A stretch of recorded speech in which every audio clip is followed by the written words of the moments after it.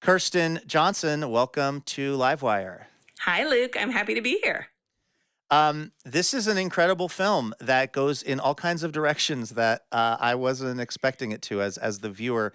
I'm just wondering, starting from the very beginning, how did you pitch your dad on the idea for this movie? I said to my dad, I'm thinking maybe we could make a movie with you where we kill you over and over using stunt people until you really die for real. That was the actual conversation. That was the actual conversation. And the way that you have laughed, he laughed. Oh. Was it an offhand, like, it would be funny, or were you already? No, it was real. It was really like, pitching? I was like, Dad, I've had this idea and I think we've got to do this. And he was like, I don't know why anyone would want to watch a movie like that, but I'd love to do it. What I mean, was that some kind of catharsis or pre-processing for you, trying to grapple with the idea of your dad's death by sort of enacting it in multiple ways? Yeah, well, my mom had Alzheimer's and my dad and I went through it together, and it's brutal, and I think that we had like a lucky version of it. My mother stayed kind and nice and didn't get mean and cantankerous. And even still, it just, the waves of anticipatory grief are so profound, where you just you think you've lost everything you can lose, and then boom, you lose something else of their personality. So I think that Dad and I, having lived through that, we knew what that looked like. It scared us. And both of us just wondered, is there any way to face this differently? Mm-hmm.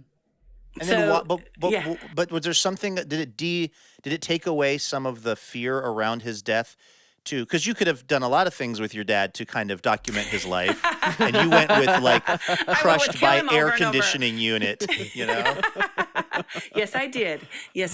I also went with, do a funeral in which all of his friends show up and get to hug him afterwards. I also went with something that would expand our capacity to do things together. And so the film just gave us opportunities neither of us ever dreamed of. And even to this day, like yesterday, I got an email from a lawyer in Seattle who had seen the film not knowing it was my dad, and he'd worked with my dad for 30 years, and he just was staggered by the film, and then wrote me this extraordinary letter about who my dad was as a professional, things that I didn't know about my father. So it was almost like, it brings back to life parts of him that I never knew about. Wow. I mean, that one of the most kind of amazing moments in the film is this funeral that you staged. So your dad's still alive, but you get together what I presume are most of the Seventh-day Adventists in Seattle to kind of eulogize him. And man, the emotion is real in that room. Yeah. Like the people talking about your father and talking about difficult things about his memory loss because he was beginning to suffer from that. That was an intense thing. How did you get all of those people in that room? What did you tell them this was? Yeah, well, I told them exactly what I thought it would be, that we would film it for a movie, but that we were all already grieving the idea of Dad's disappearance. And, the only thing I asked of them was to speak in the past tense. My brother refused to do that. My brother was like, he's going to a better place. He's going to New York City. But, what I think is so interesting about this and about life in general is we all have these colossal blind spots. And we can't know things until we know them. So, we can't know what it's like to be 90 years old until we're 90 years old. We can't know what it's like to lose a parent until we've lost a parent. And then when we've lost one, then we kind of think, oh, I don't have to do that again. It's like, oh, yeah, you do. And if you got more parents than that, you got to keep going, right? And so with all of these people at the church who have known our family, for decades and decades, and who were at my mother's funeral, some of them I talked extensively on the phone about it because they were uncomfortable about it. They had questions. Others, I simply wrote a letter of invitation explaining everything, and they're like, I can't wait to be there. And, there's some people who dressed up, who wore crazy outfits. There are all kinds of things that people did, but they really responded with a desire to be there. But I would say Ray DiMazzo, my dad's best friend, who was 91 at the time, he went there. He went Yeah. to the most Yeah. profound emotional place on behalf of all of us, I would say. You must Yeah. have to open yourself up as a filmmaker for lots of surprises when you're asking people like from your father to the congregants to do something. You can't control so I'm not much. trying to control anything, Elena. I think that's the thing that a life of documentary camera work has taught me, that sort of the most powerful experiences I've had have just been these like wildly unexpected things. In the film I made, Camera Person, there's this moment where we're with this Bosnian grandmother, and we're sort of pressing her to talk about the genocide, pressing her to talk about rape that her family's experienced, and she really didn't want to. And I kind of couldn't stand it at a certain point, because one gets tired of only portraying people as victimized or as victims. And so I said to her, let me just interrupt this for a second. Have you always had such a great sense of style? And she was just like, yes, finally something that I really want to talk about. And she proceeded to, go wild telling us about her fashion sense. And that's what I love about filming documentaries, is that you always encounter these sort of profoundly unexpected things about life. And so in thinking about this film, I said, dementia is unexpected, death is unexpected. How do we use the tools of cinema language to keep mining the ways the unexpected surprises us? Yeah. This is Livewire Radio. We're talking to Kirsten Johnson. Her film Dick Johnson is Dead is on Netflix right now. It is a documentary about her father's sort of elderly years, their relationship. It takes a pretty unconventional approach to investigating that stuff. You're talking about trying to get information out of people when you're interviewing them. I'm wondering, there's this one scene where your dad's really cold on a street corner. It looks like he's kind of hitting his limit. You guys are filming a scene where he would be sort of killed on the street by like a random accident where somebody swings Construction worker. around with a piece of lumber on their shoulder. Happens all the time. He's going to bleed out. And I was just kind of thinking about how in this, you're his daughter and you're also a filmmaker. Was it a challenge for you to remember which one you were in specific moments? I think sometimes you can be both. Sometimes you're trying to be both and you're overpowered by the emotion and you have to stop being one or the other. And those kinds of things are unpredictable, which I also find interesting. And that's why we had sort of a setup of having behind the scenes cameras filming what was happening, because both my father with dementia and me as the daughter of my father with dementia trying to make a movie about him, totally unpredictable how any of us are going to respond. And, I could have said, whoa, we got to stop doing this scene because my dad's upset. And then there would have been a conversation with the producers and that would have been filmed. So we sort of built into the process a documentation of our questioning of the process. Mm-hmm. Was that at some point kind of exhausting? Were you very relieved when you could just be in your apartment with your dad with the door closed and there wasn't 4 layers of filmmaking going on? That just seems kind of exhausting. Oh, that's interesting. I mean, honestly, we didn't film that much for this movie. I'm not a camera person who likes to film all the time in my own life, even though that's surprising to hear. So I was very discreet about the moments where I brought the camera into our lives.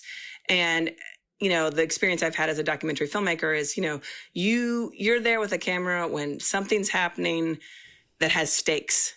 So us leaving our family home that we've lived in for 50 years in Beaux-Arts Village, I'm going to have a camera there just because I want to record and film the house that's about to disappear. But I don't know where me or my dad is going emotionally in that moment. But I knew something was going to happen, right? Mm-hmm. Mm-hmm. So you're shooting things pretty strategically, because I guess having made as many documentaries as you have, you realize that otherwise it could just get away from you. You could just be recording 24 hours a day indefinitely, right? You have to kind of prioritize when you think the stakes are high, as you said. Absolutely. And you can damage relationships by filming too much too. These are relationships. These are relationships with my father, with my children, with the co-parents, with friends.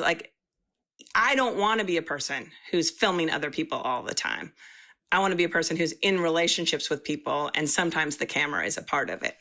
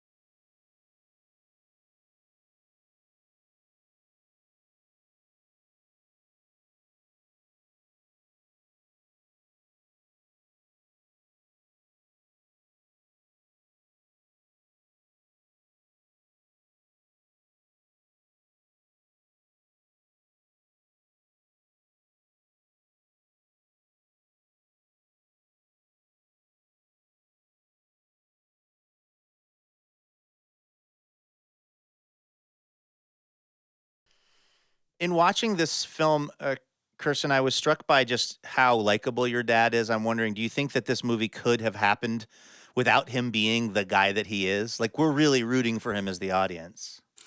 Well, it was so funny. In the beginning, the wonderful editor I work with, Nels Banger, he's like, I don't know. I don't know if your dad can hold a movie.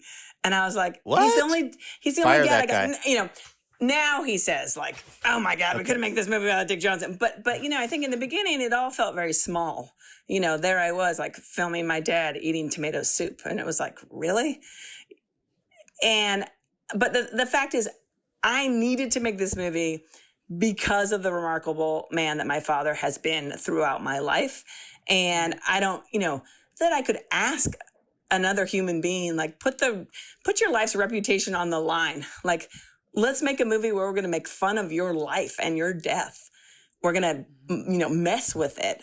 A human who would say yes to that is a human I want to watch, whoever it is.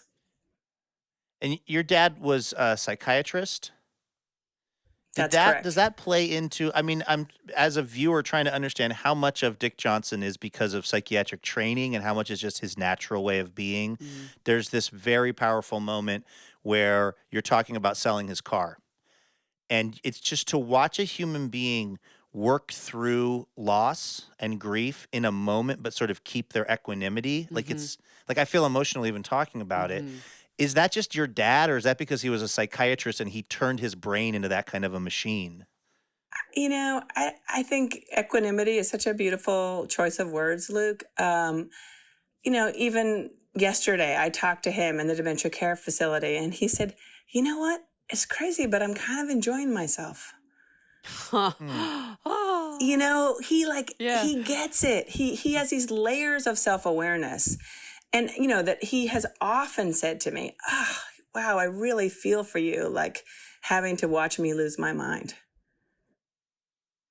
Wow. You know, and I think about that, like that sort of level of being able to imagine yourself in the other person's shoes, you know, and I think we all use this word empathy, but you know, I think it's not enough, that word.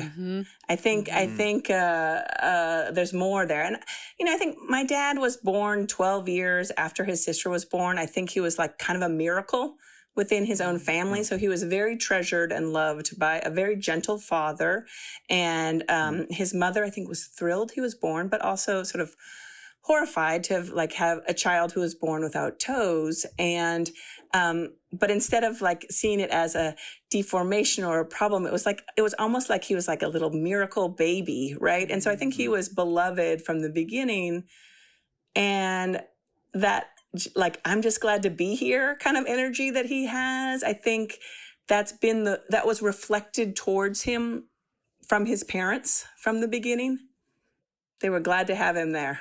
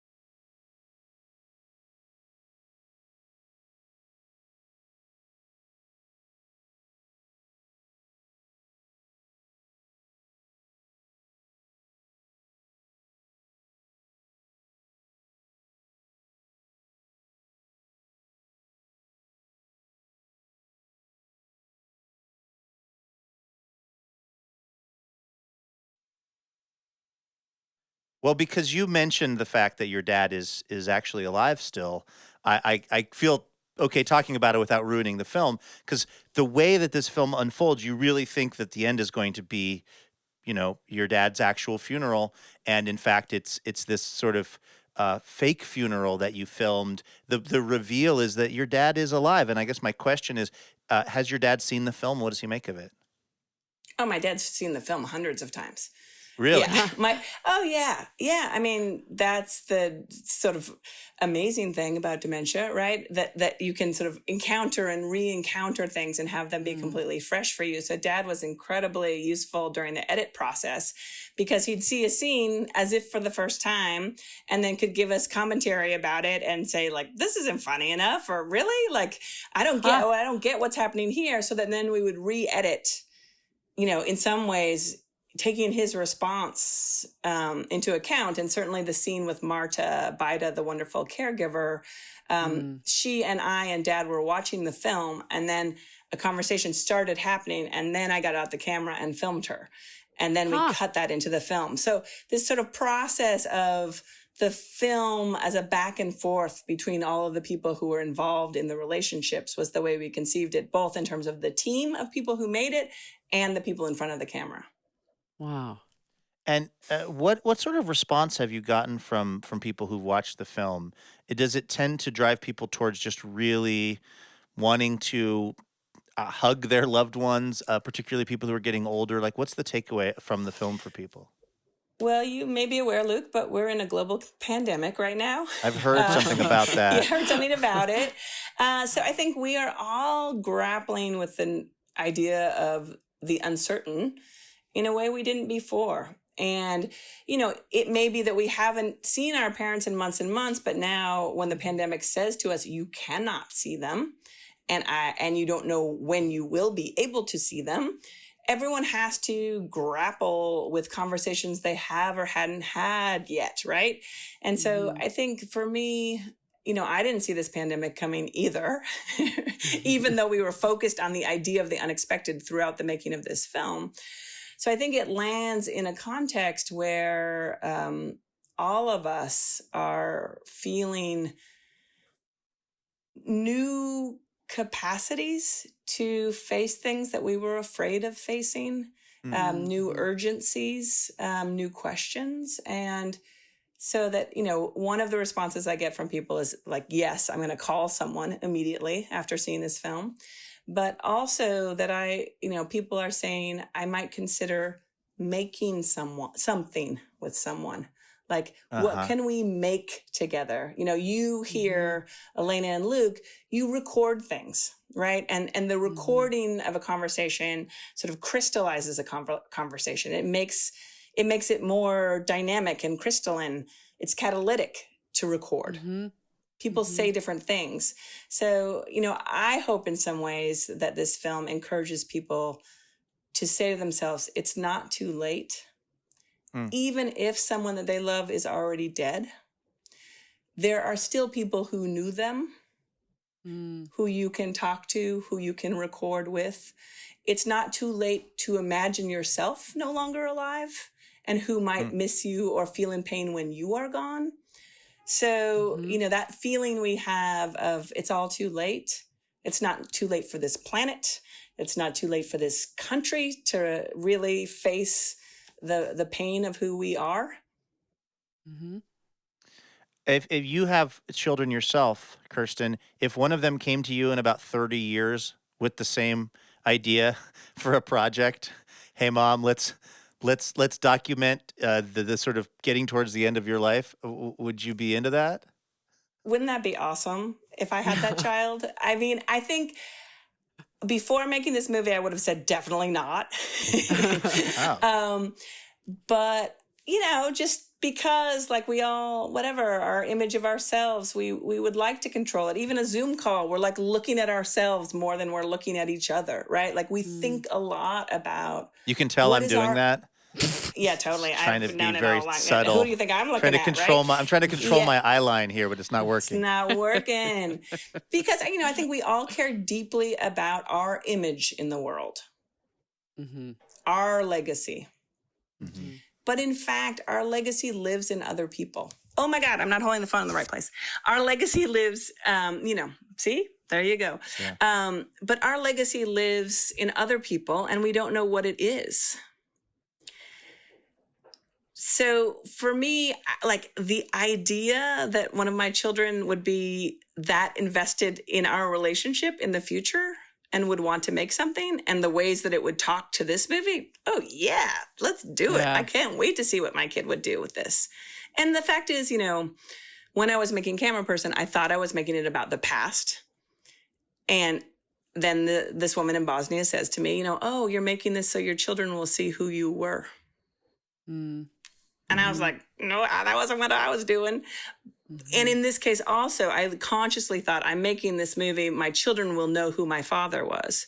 But in fact, this movie is also evidence of who I am and who I was for the future in which I will not be. I used to say, if I die, right? I don't say that anymore. And, what I'm excited about is like, because death is never what you expect it to be, I can say like, oh yeah, I'm probably going to get dementia. Well, that's not going to happen. If I see it coming, it's going to be something else. So that makes me happy. Right. You'll be the last one that gets the memo, I guess. And I hopefully, sure hope so. like your dad, who still, it sounds like, is finding moments of joy in his life as his life is drawing to a close. Hopefully that can be everyone's experience, ideally.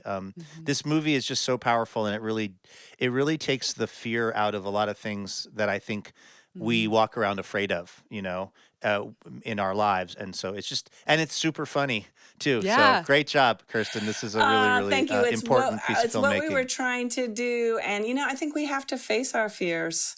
And, some of them are really scary. But if we imagine we'll get multiple runs at it, and we can wipe out sometimes and lift ourselves back up again and have another conversation, then, maybe it'll make it easier. But this has been a real pleasure. So Luke, I have a thing. Elena, I have a thing I like to do with this, the back and forth of it. Can either of you tell me how you wish to die? I feel like my answer is going to be very standard, because of I'm sure the most common answer is in my sleep, because the idea is I would rather not know it's coming. Elena, how about you?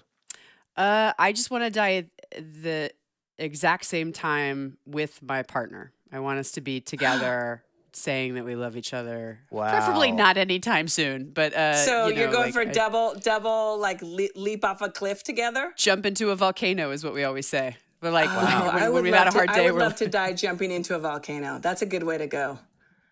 So you want yours, Kirsten, to be sort of spectacular in its own way, something exciting and invigorating there at the end. I always thought, I'd love to go in a way like, sort of Isadora Duncan, like, sort of strangled by your own scarf as you're driving a sports car. Something that would make people laugh out loud when they learned how I died. But now, I keep having these conversations with people, and, it's like interesting that in your sleep is the most common because everyone thinks it will be painless. Right. But the pain will live in the people who love us. So what if the people who loved us got to share something about our deaths with us before we died? That's a question for me. So now I'm sort of like, maybe it would be amazing to, have my children around me and, to share the story of my death with someone as I was going. But luckily, none of us can control it, and hopefully it will be a long way from now. But Elena, I'm happy that you have a partner who you'd like to die with, because that means you want to also selfishly you don't want David to continue living. No. Why doesn't David get to be alive without you? No, that's just not part of the contract, man. Can I just say, I do know how I want it to not be. I don't want it to be on a Zoom call, which feels possible because I feel like 80% of my life is on Zoom calls. So we better get off this call right now. That's before right. That happens. We will bring this one to an end. But Kirsten, thank you again for being on the show, and great job with the film. It's Dick Johnson is Dead. You can see it on Netflix. It's really amazing. Would recommend. Kirsten, thank you so much. Thank you all so much. Yay! Yay! You know what?